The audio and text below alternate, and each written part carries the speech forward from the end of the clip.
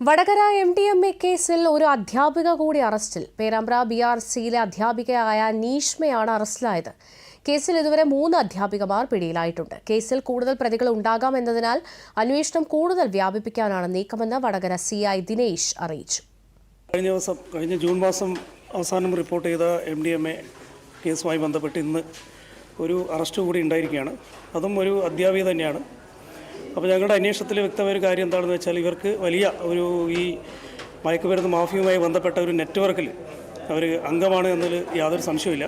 ഈ 3 അധ്യാപികമാരും ഈ synthetic drugs ഉപയോഗിക്കുന്ന ആൾക്കാരാണെന്ന് ഞങ്ങൾക്ക് അന്വേഷണത്തിൽ വ്യക്തമായിട്ടുണ്ട്. അപ്പോൾ അതിനെ സംബന്ധിച്ചും ശക്തമായ അന്വേഷണങ്ങൾ നടന്നുകൊണ്ടിരിക്കും. അതിൽ യാതൊരു ഇവരുടെ ബാങ്ക് അക്കൗണ്ടുകളും അതുപോലെ തന്നെ മറ്റ് പ്രധാനപ്പെട്ട കാര്യങ്ങളെല്ലാം തന്നെ ഇതുമായി ബന്ധപ്പെട്ട സാമ്പത്തിക സ്രോതസ്സുകളെക്കുറിച്ച് ശക്തമായ അന്വേഷണം വരും ദിവസങ്ങളിൽ ഉണ്ടാവും.